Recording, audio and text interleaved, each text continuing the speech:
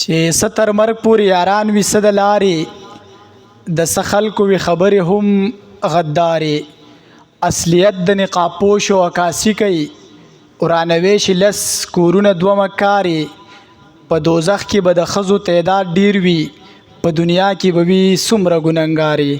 په دې شعرونو بلنه ورکوم ظاهر علي وسیم صاحب لا چې راشي او موږ سره خپل کلامونه شریک کړي. داد ورله ورکړئ ملګرو، توجه غواړم.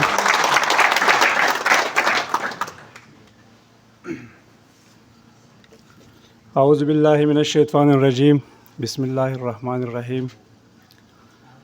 د ټولو راغلو پښتنو میلمنو په سټیج ناستو میلمنو د زړه د تله ورته هرکلی کوو. ټولو میلمنو ته د زړه د تله هرکلی وایم او په ایډوانس کې د را روان نوي کال مبارکي هم قبوله کوي.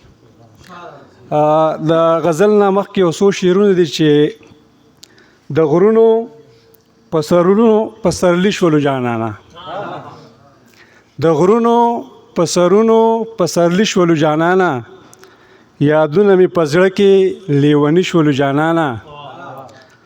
مننه. او مستی د جونو شور د پانزیبونو په ګودر کې، مستی د جونو شور د پانزیبونو په ګودر کې، په ټوکو کې بلها قتل بنګړي شولو جانانه. مننه. او رنگین مازیګري د ښایستونو لمبې اخلي، رنگین مازیګري د ښایستونو لمبې اخلي، چینا او چنار بیا پکې ژوندي شولو جانانه. مننه.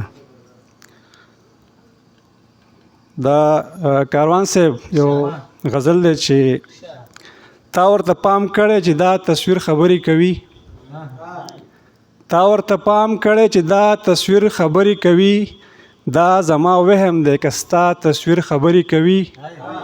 مننه. د شپې خاموشه وي زما د درد سرګو ته ناست وي، د شپې خاموشه وي زما د درد سلګو ته ناست وي، داسې ګویا نه چې سبا تصویر خبرې کوي. مننه. او کاروان صاحب د شعر ته توجه غواړم چې سو یتیمان بچي اوسیږي تربیت یې ګوره، سو یتیمان بچي اوسیږي تربیت یې ګوره، په دغه کور کې د بابا تصویر خبرې کوي. مننه. او ته ملامت یې چې تا مینه د زړه نه کړې، ته ملامت یې چې تا مینه د زړه نه کړې، په زړه کې جوړ مې یو صفا تصویر خبرې کوي. مننه. او ستا د ښایست د رنګه جوړ زما د ګوتو شهکار، ستا د ښایست د رنګه جوړ زما د ګوتو شهکار، په سترګو سترګو کې رښتیا تصویر خبرې کوي. مننه. او ستا د جبین د خال ستاینه او نري خندېده، ستا د جبین د خال ستاینه او نري خندېده، دا په هنداره کې د چا تصویر خبرې کوي.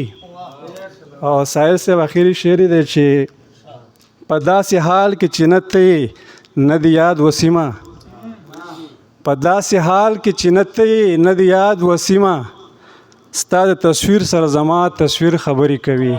ډېره مننه.